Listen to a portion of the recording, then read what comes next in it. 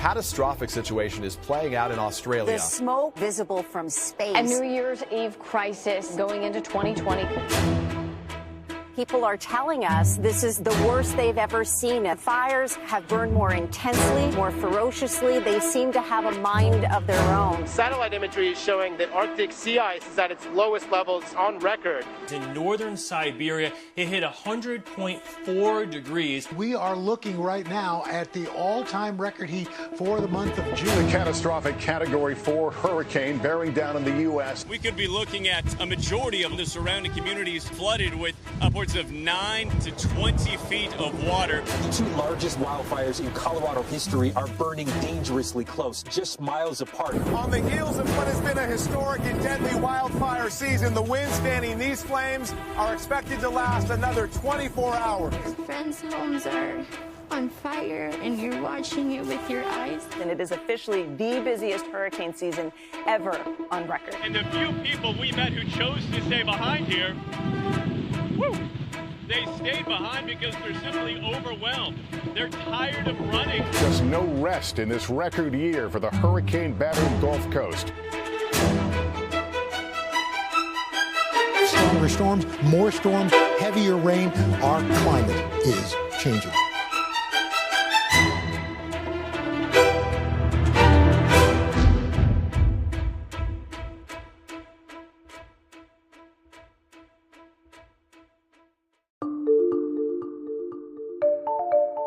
This is New York Harbor. It's the southern tip of Manhattan, and you can see behind me the Statue of Liberty, the Verrazano Narrows Bridge, and just beyond that, the Atlantic Ocean. Change is underway here. In fact, just beneath my feet, Battery Park City is undergoing a massive resiliency project. When construction is done in 2024, the park in front of me, just here, will sit 8 to 9 feet higher than it is right now. That's nearly a full story. That project and others stretching all along this harbor hope to guard against a certain future. There will be conditions that rival what New York experienced during Superstorm Sandy in 2012, when a record storm tide of 14 feet breached the seawall and inundated lower Manhattan. What we do know is that the Atlantic Ocean out there is rising, and the water level here in the harbor is rising right along with it. All around us are signs that our climate is changing, and perhaps that was never clearer than in 2020. Records were shattered again and again, a reminder that we are now in uncharted territory. The Atlantic unleashed more major storms this year than ever before. 5 of the 6 largest wildfires in California's history happened just this year alone. And for planet Earth, the past 6 years are the warmest years ever measured by humans. The reporters here at NBC News and NBC's Climate Unit spent the past year documenting these extreme events. This crisis of our changing climate will be, and already is, the story of our time. We want to show you, from our view, what it's like to cover that story. We're going to introduce you to the people we've met on this journey, including the immediate victims and the first responders. You'll meet scientists on the front lines, battling extreme conditions to understand the Earth's future, and the communities navigating through a new, greener course. It is hard to wrap your head around the magnitude of wildfires that burned in 2020. Here in America alone, fires consumed more than 5 million acres of land. That's larger than the entire state of New Jersey. Now, whether it's wildfires here in North and South America, or Australia, or the Arctic, we are seeing the effects of climate change. Hotter temperatures, combined with less rain and snowfall, are turning forests into prime tinder. As a result, fires are starting more frequently, burning more intensely, and over a much larger area. The fire season in Australia was unprecedented. Millions of acres left blackened, bare, homes destroyed, an area roughly the size of Iowa just incinerated. And everything looks so parched and dry. We traveled along the coast, went inland, drove hours out of the way to find roads that didn't cross into high-risk fire zones. The direction of the wind steers the fire. We talked with firefighters working the front lines, farmers struggling to survive the drought that had turned parched land into fire fuel. There were fire tornadoes, and sometimes the sky would turn this blood red color, and the sun would disappear. Ash would fall from the sky. Becoming very hard to breathe. It was dark. Were you scared? Yeah, I was a little bit scared, yeah. And everyone told us the same thing, that it was unlike anything they had seen before. Is it climate change? Yes. I think there's no doubt if we don't act, this is what other parts of the world beyond Australia might expect to see in the future. Hello, little wombat. It's a little girl. Hold it closer. Hello. Hi. Smoke inhalation must be a huge concern. Yes, it is. Like the rest of the world, I was really struck and saddened by how it was impacting wildlife. The fires didn't discriminate. Kangaroos, wombats, wallabies, species of birds, other marsupials, and of course, koalas. I couldn't wrap my head around this idea that maybe kids were going to grow up in a world without koalas, that so much wildlife, 1 billion animals was one estimate, and it was considered conservative. 1 billion animals just erased. Is there any way to describe for people the kind of toll that this is taking on habitats, on animals? Is there any way to describe it? If you walk into a forest environment anywhere in eastern Australia, usually it's full of sound and colour, movement. If you walk into one after a fire, it's like walking into a silent, dark room. We were hearing a lot about the devastation on Kangaroo Island. It's off the southern coast, and it's famous for being this Noah's Ark of creatures. Some of them I hadn't heard of before, like the glossy black cockatoo, the dunnart, and a booming population of healthy koalas. Until this. So they found an injured one? Yes. Receiving.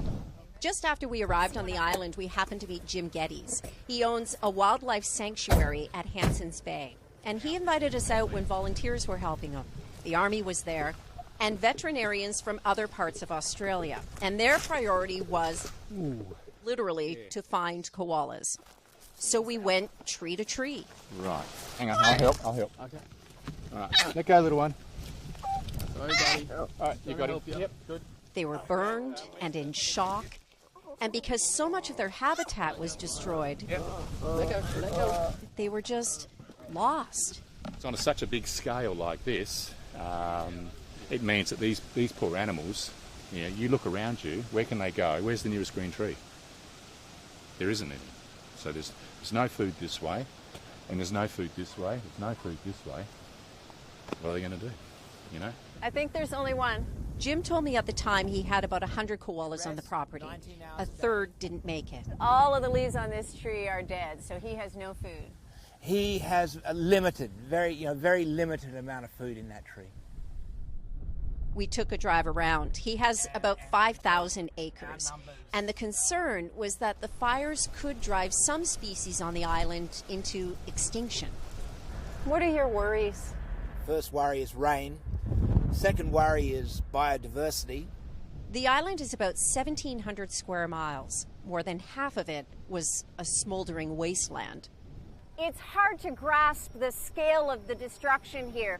Now, a year later, it seems the island species are surviving, and the koala population at Jim's place is actually thriving. How are you doing? It's been a while since I've seen you. Well, look, it's been a really interesting year. In Australia, they talk about koala diplomacy, where everyone from Taylor Swift to Vladimir Putin has, when they visit, they get to hold a koala and have their photo taken. Me too. When the fire impacted them, then that's really what got the world's attention. So what lessons do you think were learned, if any? Going forward, the fires are going to be more like this one. And it's not going to be a 1 in 200 year event. It's going to be a 1 in 20 or something like that. That's what keeps me awake at night. About 25,000 koalas were killed on Kangaroo Island alone. So you can see how painful it is. doesn't like that. He's been heavily sedated and he's still flinching. Some of the koalas that were treated for burns are being released into the wild again. And because Australia's borders are closed during the pandemic, the island is getting a lot of domestic tourism, so that's a good thing. More water, wow. But recovery is still slow. Surviving the fires was never a guarantee that any of the wildlife was in the clear. They say that last year was Australia's hottest year on record. A long drought is hitting farmers hard. If that trend continues, wildfires, really intense ones, may be the new norm. The devastation in Australia was seen as this big warning sign to the rest of the world. So for me, it felt important to see it and to smell it and to show it. And then 3 days after I left Australia, I was in Wuhan, China, to report on a mystery virus. So for me, it's been a long year of realizing how nature can strike back.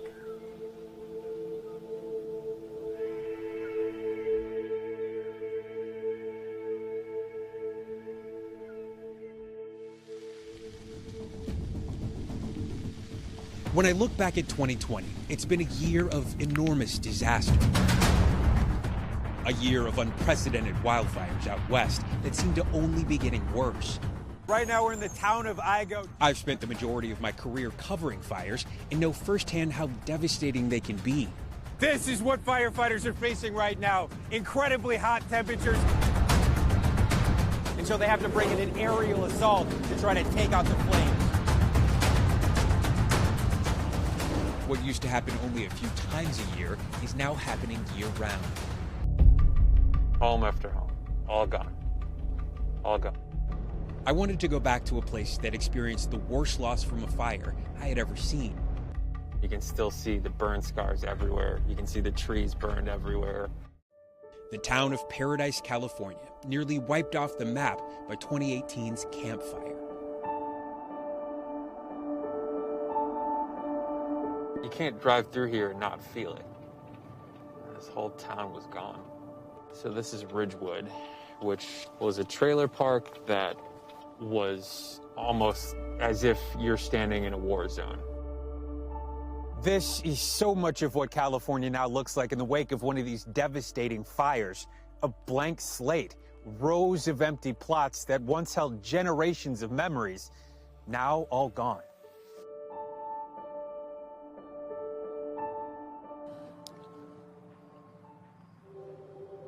Every year since I've been a correspondent, somebody has told me this has to be the worst year ever for fire.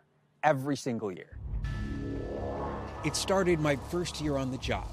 So what we have right now is a hotspot, a flare-up just over this ridgeline. It was my first time just seeing like rows of burned grass, but really that's all it was. I have no frame of reference for how bad fires could get, but I would soon find out. So 2017 is when these fires started taking a life of their own. The level of destruction that they started to bring was unlike things that people had seen in a normal fire season. This is what firefighters are dealing with, these heavy winds as firefighters stay actively engaged, trying to protect homes in areas just like this one. I've got hell on earth behind me. Later that year, when the Tubbs fire ripped through Santa Rosa, a major city in Northern California, I couldn't believe the speed in which it traveled. That's the first time I really remember setting foot on a place that was completely blackened and looking around where there should be homes and there's nothing but piles of rubble. And I remember the smoke in the air. I remember just the way I felt. You know, it was just unlike anything I'd ever experienced. We left 2 hours before the house burned down. We met Jennifer and Paul Roger, who scrambled their family to a nearby shelter and watched as the flames consumed their family home. Oh, look! They've since rebuilt, but continue to worry that with every new fire, they could lose their home again. What's it like to have a suitcase packed because you are, every year, more than once a year, you are afraid that this fire could blow up at any time? It's horrible. I can't believe that we're living like this. It makes us feel very trapped. It makes you feel like there's nowhere to go. And that is not a good feeling. And just a year later, in Paradise, the unimaginable a town of 27,000 destroyed in just a matter of minutes. It's big, it is moving. He said rapid rate of spread. We have got to get out of here. 85 dead. This is what's left in the wake of terrified residents trying to escape, a sight we've seen all over town. Cars discarded along the side of the road as so many became trapped and some were burned alive. For weeks, people were desperate to find their loved ones. And I remember specifically that one story. There's a woman named Tammy Kanicki, and she drove, I think it was from Ohio, to find her mother. So these names are names of your family that you found, and up here as well. Yep. And the only one that's not is the one that's circled, which is your mother, Sheila Santos. We want to say that name. Yes, what is your hope at this point? Where do you think she is? I don't know. We hope she's safe. Days later, we learned that Tammy's mom had died.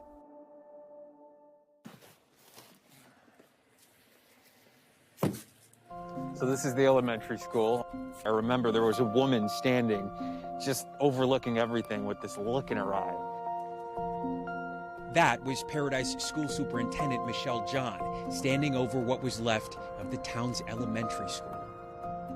There's no way I would be able to talk to her if I hadn't comforted her in some way, and we just had this incredible hug. And I felt like she needed that at that point, but that was true of the whole town. It's like a whole town needed a hug. Hi, guys.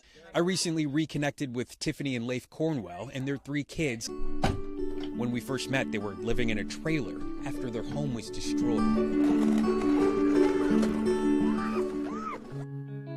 Today, like so many, they've become what some have called climate refugees, moving away, now enjoying their new life in Texas. What's the best part about Texas? A lot more peaceful. I think we made the right choice of coming out here and moving forward with our lives.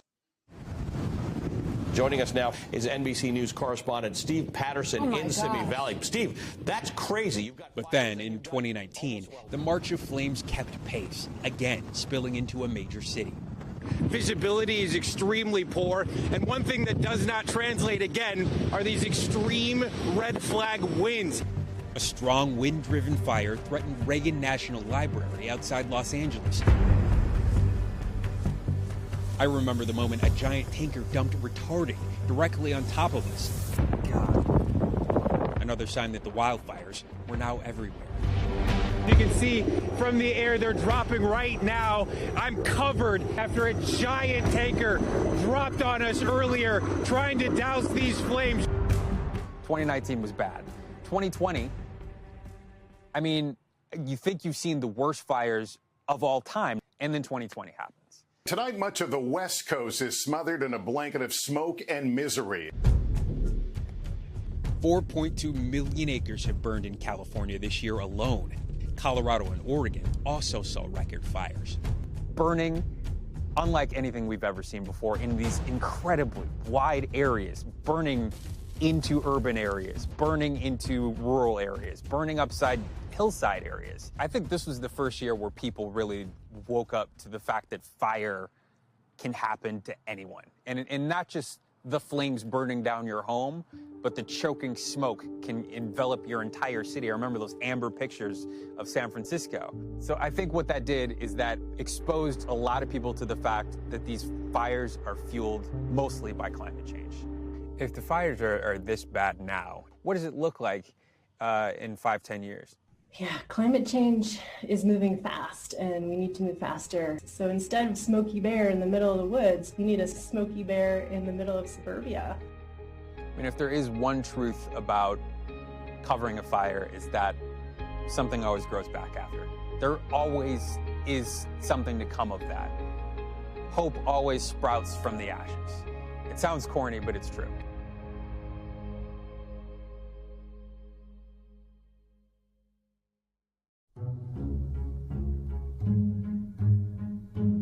Climate change does not cause more hurricanes. The correlation just isn't that simple.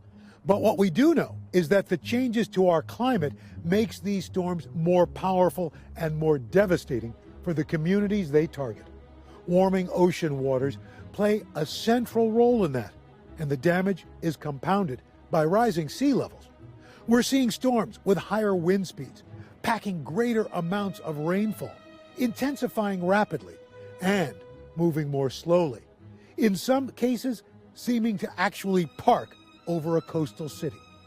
These factors all played a role in a storm season this year that was unlike any before it.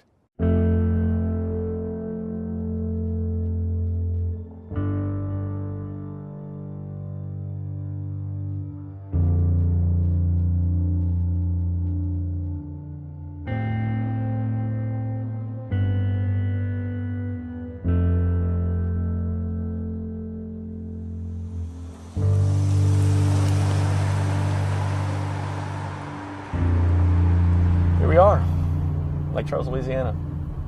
Hard to believe that I'd never been here for any story, for anything, until 2020. Now, I feel like we can't leave. For like all the wrong reasons. We came back because not everyone here has the luxury of leaving. We came back to find out what comes next after a hurricane season that rewrote the rules. Tonight, the catastrophic Category 4 hurricane bearing down on the U.S. as we come on the air. We're about 1 hour to landfall. Gonna take a peek outside here. Stand by.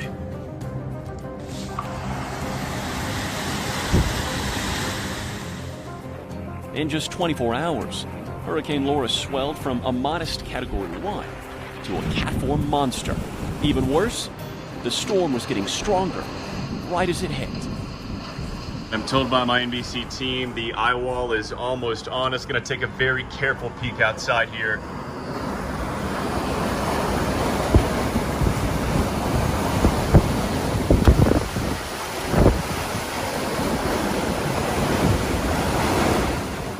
Laura didn't let up till daybreak. The strongest hurricane to hit Louisiana in more than 150 years. A lot of folks we met convinced it couldn't get worse. Till it did. And here we go again. It was 6 weeks ago we stood on this exact balcony as Laura tore through this area. Tonight, it's Delta. If Laura was painful, Delta felt personal. Both hurricanes on nearly the exact same path. The storm sequel, beating up an already battered Lake Charles. I used to have a washer and dryer right here, a bathroom. Crystal Fogelman used to have her dream home.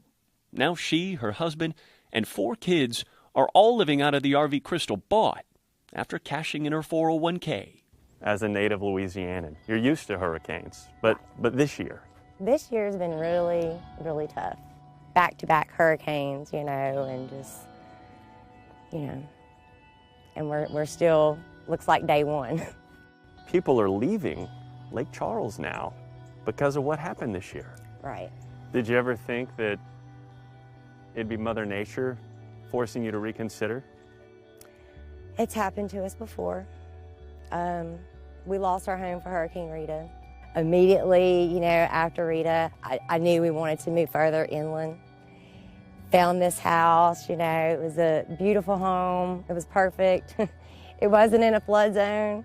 And then a year after we bought this house, we had Hurricane Ike. And that changed and put us in a flood zone. And then now this again. Where do you go? Honestly, I don't know.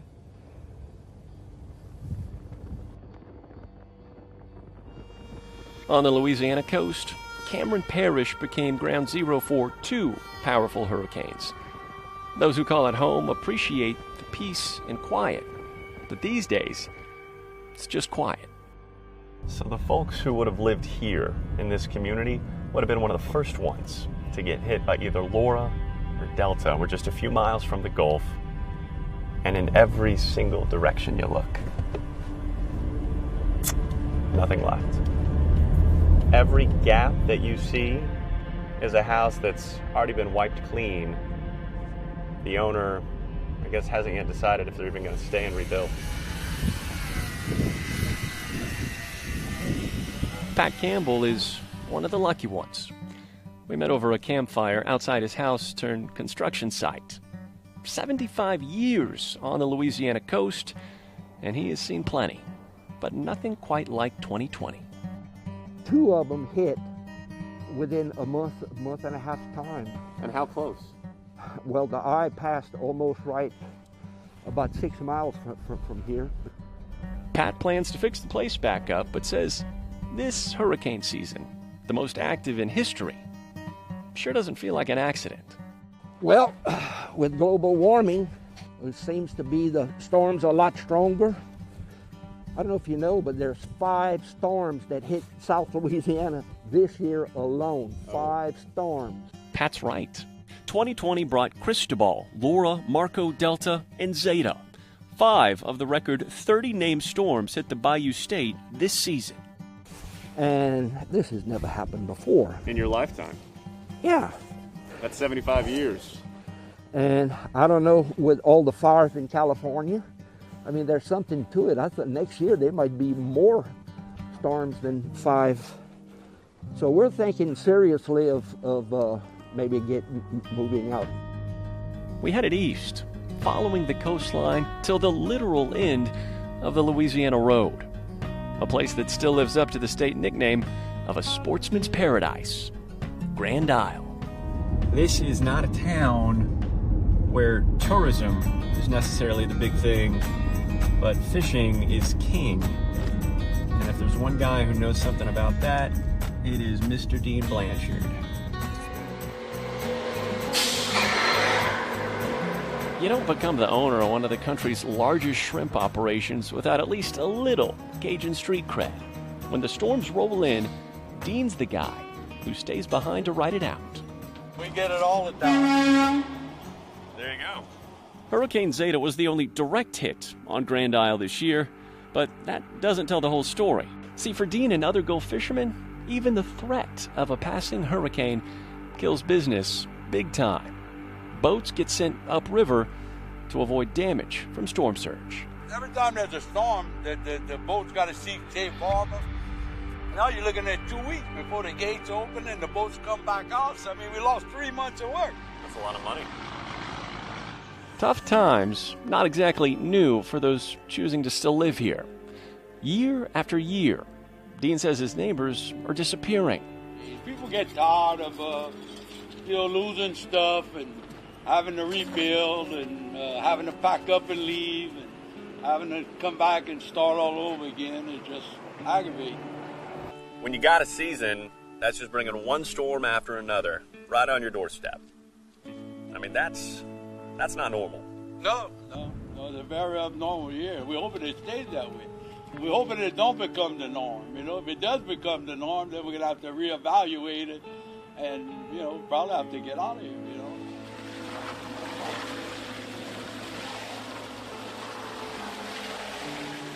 With just a few weeks left in shrimp season, Dean's doing his best to make up for lost time.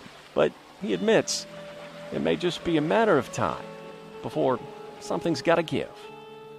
Dean, you're the guy that's always stayed behind.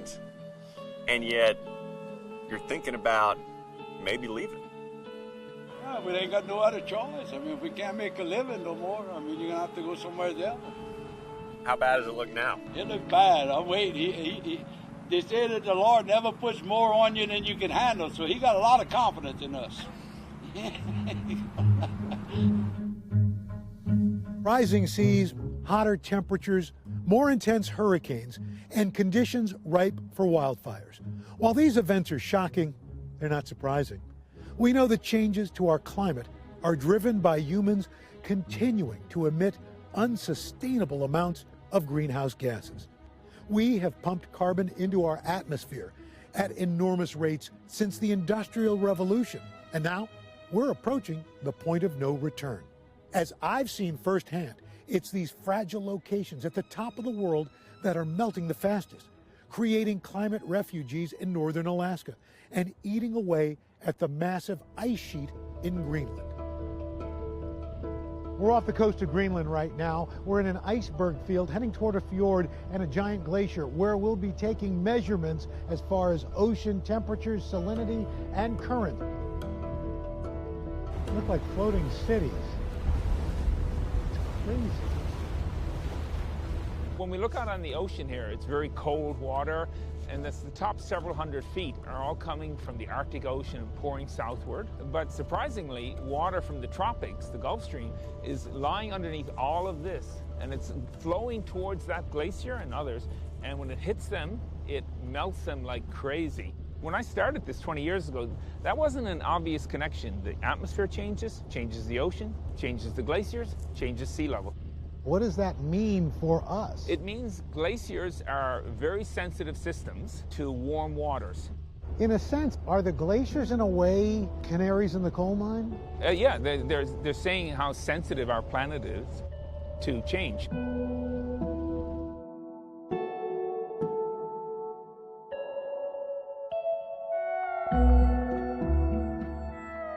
David, it is good to see you outside of a parka, kind of on solid ground, as opposed to the last time we saw each other. What is the state of our climate at this point? It seems to be kicking it up another notch, if you will. The glaciers continue to accelerate their melting, the surface of Greenland, and the Arctic sea ice continues to have another low. Things are not calming down. Has the rate of change been changing? Yes, so we've certainly seen that with regard to global sea level. So like the sea level here in the harbor has been accelerating the last few decades. So we're definitely seeing that signal, and it's largely coming out of the polar regions from Greenland and Antarctica. When we were last together, you were dropping buoys into the ocean. Ah, there it is. Mm-hmm. It's up. What happened to those, and what data have you gleaned from it? One of the ones we tried to retrieve when we were with you, we could not get back, and that buoy had been dislodged. We didn't know it a year before by an iceberg. My wife, who runs the logistics, she received a phone call from a guy in Ireland and said, "On our beach is your yellow buoy." The actual float is out in the hallway there. And this is the CTD that was found in Ireland. But the data from it? Last week it came back to New York.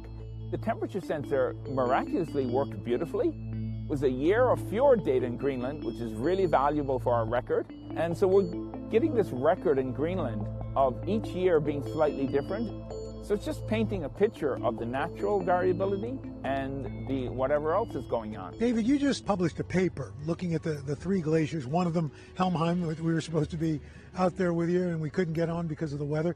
What's the gist of the paper? The last 4 decades we studied because that's really the modern satellite era. And from satellites in space you can see with cameras, great detail. However, before that it's kind of blank. And so what we recognized is a lot of expeditions and whatnot over the last century in the polar regions have taken enormous numbers of photographs. And from those photographs, when glaciers advance and retreat, they leave marks, trim lines. And from that, you can see the change of the last century or more. And what we saw was quite amazing. It's these decadal periods of intense retreat and decadal periods of less retreat. But it was always retreat. It's always losing, just sometimes more and less. What does that tell you about the natural ebb and flow as opposed to what is caused by humankind? What's really striking is, given that last century of behavior, the coming century offers, unfortunately, probably much greater warming. It's actually accelerating. So, David, worst case scenario, we lose Greenland and Antarctica. Right. What are we talking about sea level rise in feet? Like, say, where we are right here in New York Harbor. Right, so, which is not going to happen anytime soon. Right. But Greenland is 20 feet, so you can imagine 20 feet is probably above our heads, thereabouts. And then Antarctica is of scale 300 feet, so you're looking well up on top of those buildings. David, we were just in Brooklyn looking at that area, but down here, Superstorm Sandy devastated this area. We were without electricity for like a month. When you look at this area, New York Harbor, and we talk about sea level rise, what are we talking about as we look in the not-so-distant future?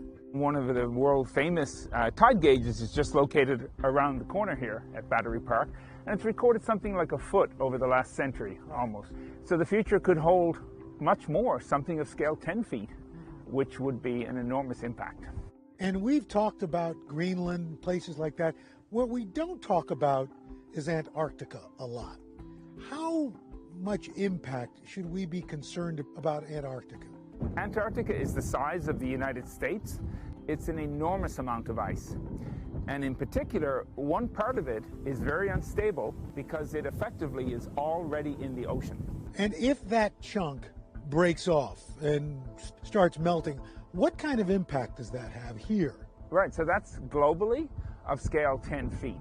And you saw from Sandy where the water level came up the buildings in Ellis Island 10 to 15 feet. So you add another 10 feet above that, those buildings are covered over there. Yeah, absolutely right. That's an enormous problem to try to defend against.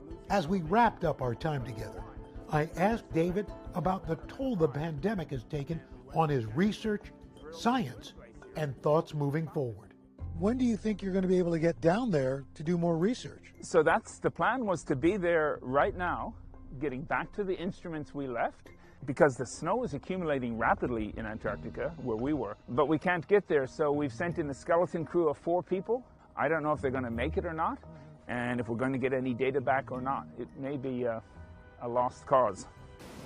In 2020, both the coronavirus and climate change have wreaked havoc in our country and all across the planet. But both of these have also showed us what we can accomplish when we attack a crisis together. New Yorkers may have noticed this climate clock ticking over Union Square this year. That clock counts down the years, days, and seconds to when there's so much carbon in our atmosphere that the worst effects of climate change become irreversible. The current trajectory is just over 7 years, but we as a society can extend the time on that clock with large-scale shifts away from greenhouse gas pollution.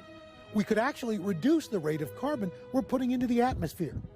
That is a future we know is possible, but will take leadership on the international and local stage. If there's a place that brings me back to my childhood, it's the Duomo, Milan's cathedral.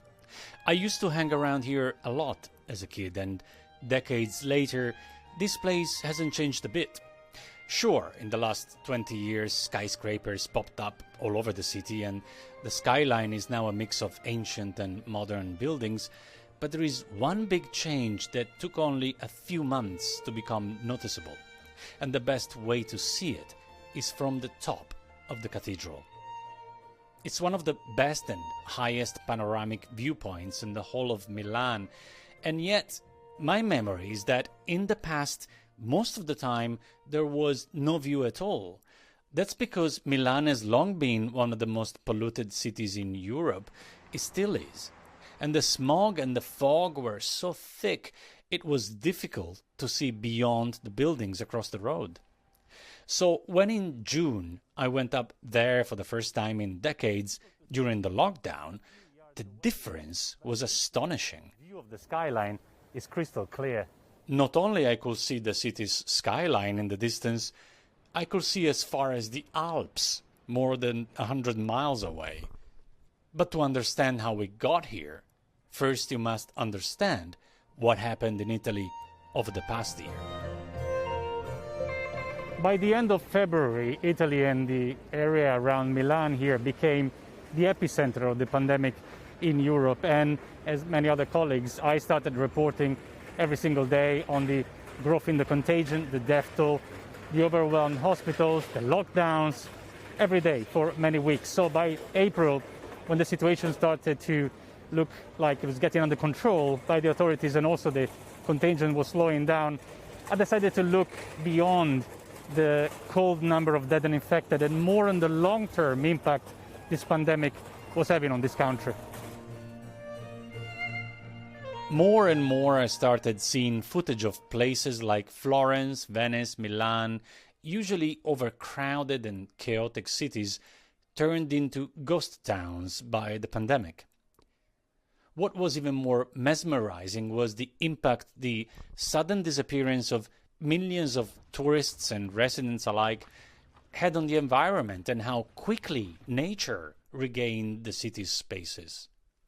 Milan was already planning a greener future even before the pandemic, but what happened here during coronavirus really pushed that plan. It accelerated that process, and now the city is building miles and miles of bicycle lanes and pedestrian areas, and it's planning to turn all public transport electric within 10 years. And it's not only people who are becoming more environmentally friendly. Even buildings are blending in with nature, in some cases quite literally. This drive to create green spaces and buildings are not only making cities like Milan more livable, lives can be saved because of it.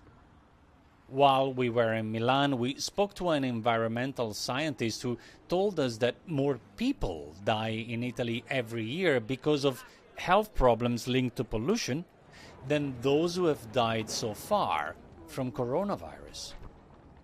So while Milan is one of the cities in the world which has been hit the hardest by the pandemic, this city's drive to go green in the future has the potential to save countless lives.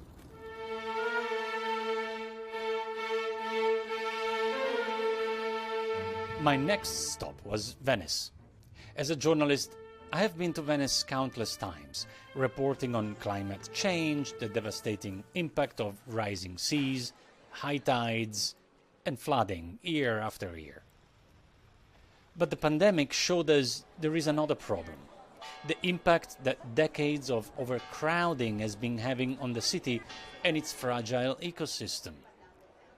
Venice is one of the most beautiful and popular cities in the world, but it has been paying a big price for it. I've never seen it without crowds. Both the small streets and the canals have always been bustling with people, boats and gondolas. Tourists and locals have been throwing all kinds of rubbish in the canals for decades. Countless engine boats have been polluting its waters 24/7. And giant cruise liners have been sailing through it, leaving behind big waves and a shaken seabed. Then in March, all that was gone, all of a sudden, overnight. When people practically disappeared, nature came back. When I saw the footage of a jellyfish swimming in the usually murky canals in Venice, filmed by a local zoologist, I thought, that's it. I need to go see myself what's happening. The first thing I did was meeting with Roberto Nardin, a gondolier whom I've known for many years. Gondolas were forbidden from getting on the water for weeks, but we got special dispensation from the mayor. So the cameraman, Joel Lawrence, and I sailed in the only gondola in the whole of Venice. It was surreal. There was silence, but for the oar hitting the water. It was a moving experience for all of us. For the gondolier, because he was allowed back on his gondola for the first time in weeks, and because he'd never sailed in an empty Venice. For us, because we lived through an experience that we knew was unrepeatable. And it wasn't just the silence. The canals were so calm and clean. The usually murky water was emerald green and so still. How quickly nature recovers when people suddenly stop messing with it. If there is a silver lining in this pandemic, Italy is making a big push to become more environmentally friendly. Now, this country will soon receive more than $200 billion from the European Union as part of a big recovery plan. And $90 billion of that will be invested in the environment and the green economy. So this is a chance for Italy and the rest of Europe to turn this tragedy into opportunity and leave a safer, cleaner world to future generations. The climate crisis will not end with 2020. Our team will continue to cover every angle of what I consider the most consequential story of our lifetime. The next year is sure to bring new records and more extreme climate events. Our planet's alarms are sounding, and they will only grow louder. But the window of opportunity is still open. The ability to chart a new course is still possible. The next chapter of this story is how we as humans respond.